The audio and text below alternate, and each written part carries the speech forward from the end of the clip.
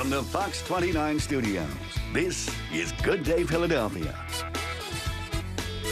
Explosive new details surrounding the Jussie Smollett attack in Chicago earlier this year. A grand jury returned a 16-count indictment against the actor. This after investigators say he staged and orchestrated a racially motivated attack against himself. 8 counts are for what Smollett told a police officer, 8 more for what he told a detective. Smollett's lawyer says police robbed him of the presumption of innocence. Why would anyone, especially an African-American man, use the symbolism of a noose to make false accusations?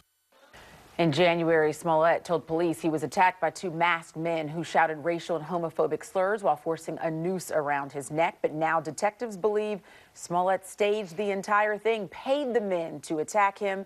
He has denied his role in that attack. 20th Century Fox Television and Fox Entertainment released this statement saying, "We understand the seriousness of this matter and we respect the legal process.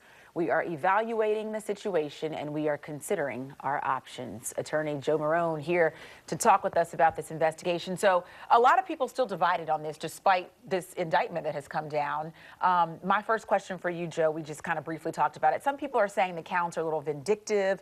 It's prosecutorial overkill. What are your thoughts on that? No, I don't think so, because first of all, we're down in Cook County, so this is commonplace. Jussie Smollett, from the beginning, has proclaimed his innocence. They've already taken a position that some of the information to pay off the check doesn't match up, so they're taking a defensive position. So they're protecting themselves. So what they decided to do was they took the entire statement and they broke the statement down line by lie. And each lie was falsifying a police report, so they charged him 16 times. The reason for that is it's kind of simple. If he decides to go to a trial and he has a jury trial, they may find him not guilty on some of the charges. They only have to convict him on one. They just want to make sure they convict him. I understand. So he could be found guilty of certain things but not other things, instead of lumping everything in as one big charge. Listen, this runs deep with the Chicago Police Department and the local authorities, Cook County. They're not going to let him get away with this. So they want to make sure they have tied up all loose ends, because they believe that he's going to take a position that he's innocent, and rightfully so if that's the case.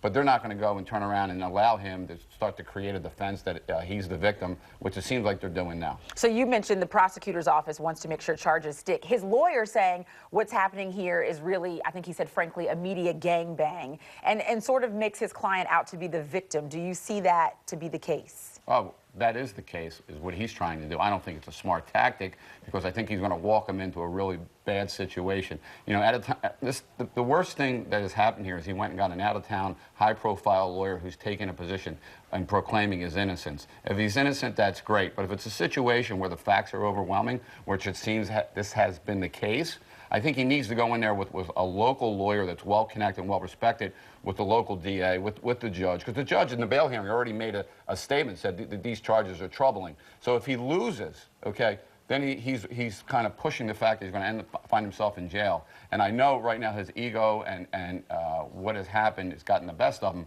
but I think at some point he's got to take a position, okay, to figure out how to mitigate the problem.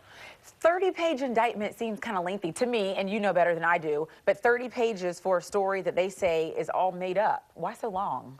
Well, again, I think it's the local authorities saying to Jussie Smollett and his team, we're not going to take this lightly. We're not going to let you spin it. We're not going to let you become the victim. Just like similar in OJ, all right? The evidence was overwhelming. There was blood everywhere, right? But they played the race card. What happened? Not guilty. Same situation here.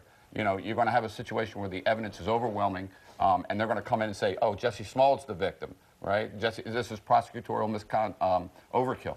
Okay, those factors start to sway people's feelings, and then ultimately what happens is they find him not guilty, when ultimately maybe the evidence says different. And, you know, we'll have to wait and see. All right. Joe, thank you so much. Always. Great being back. Great to see you. Thank you. Thank you.